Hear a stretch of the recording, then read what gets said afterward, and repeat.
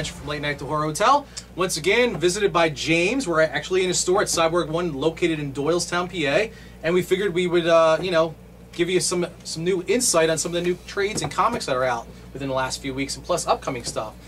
First up is the Secret Avengers versus the Legion of Superheroes. Secret Avengers just came out. Secret Avengers #1. Legion of Superheroes, which was DC's newest, I guess, launch for a team. What'd you think of these?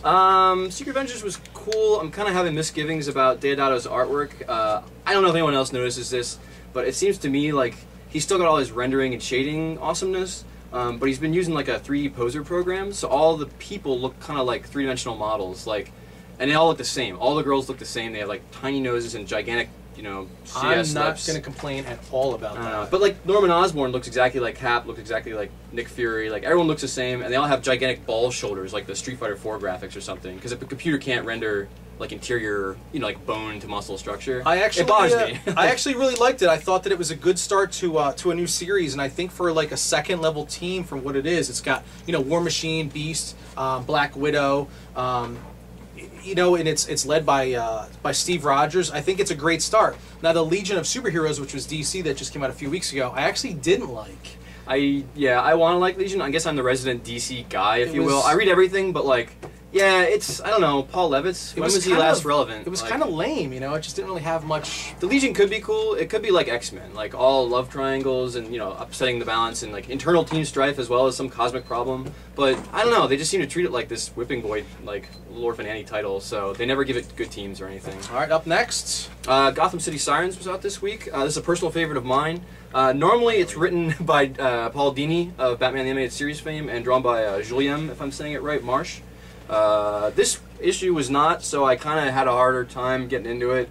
But I know the team is coming back. I saw that in an upcoming preview, so oh well, I'll just, you know, ride out the bumps till it gets good again. All right, I didn't read it, so I don't have an opinion. I could make one up and just say, hey, it's great, but I'm not going to say that. Up next was last week's The Avengers reboot, which, another one, you know, Marvel was kind of on the ropes a little bit with me, and they just spring back with the last few weeks and come out with some fantastic stuff. The Avengers reboot is highly recommended. I probably can't say enough about it. Yeah. Totally agreed. It really, you know, it gives you like a curveball at the end. You don't know what direction they're going to.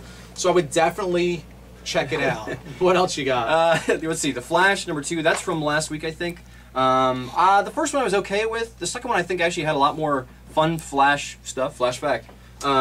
Where he, at some point, you know, a building gets knocked down because of some, you know, villainous activity.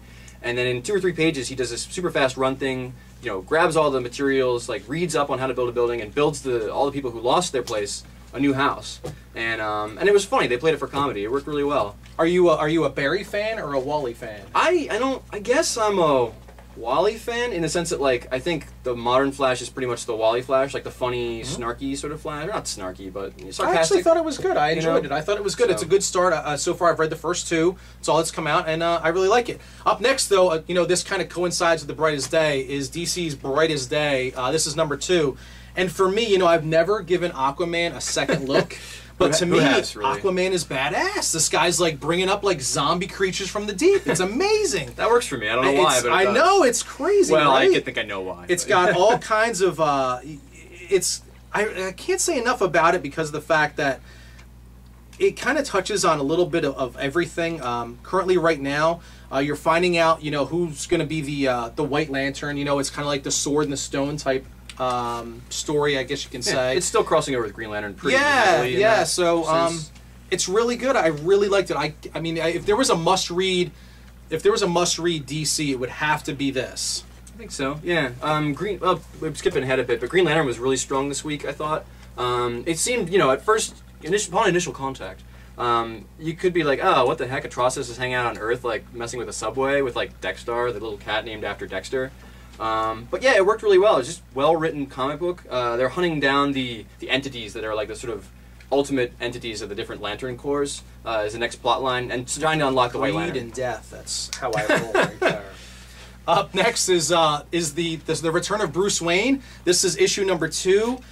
You know, Grant Morrison is, I don't know how to describe it as far as a storyteller goes. I think awesome is the word you're looking for. It could be, but at the same time, like issue 1, you could see, you know, Bruce was stuck in, like, you know, the I don't want to say the prehistoric time, but like the early man time. Yeah. And then on this one, he's like kind of going through the witch hunt era, and you know, at the very end, you see that he's kind of moving on to the pirate era.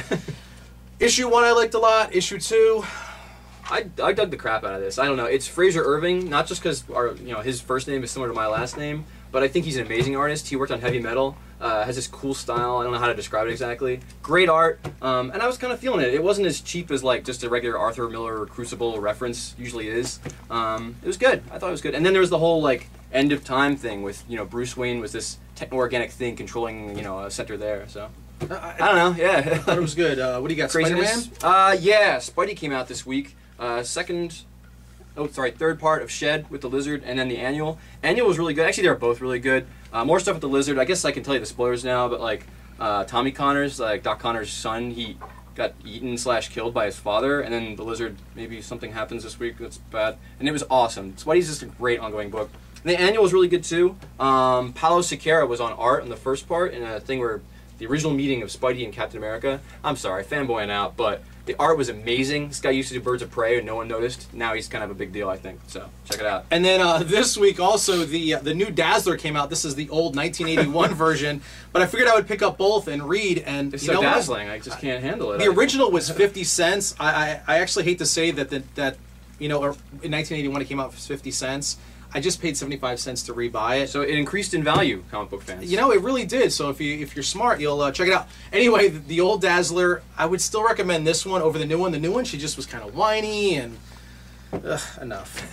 So my skates don't work. Yeah. Oh, where's you my know, body glitter? everything that glitters isn't gold. Yeah. What do you got? Batman Detective? Detective. I'm always reading Batman books. I should never drop a Batman book. I'm not entirely interested in this storyline. I think we're all just waiting for you know, the next big thing. So yeah, Detective. It's Batman. It's cool. All right, Jeremiah so Arkham. we're gonna wrap it up, but make sure that you come and visit James in Doylestown at Cyborg One, or you visit him online at cyborg1.com. And also make sure you watch Late Night at the Horror Hotel every Thursday and Saturday night at 12 midnight on Philadelphia's Philly Cam, which is on Comcast 66 or Verizon 29, and visit us at latenighthorrorhotel.com. Sweet. And hopefully we'll see you next week. Hey.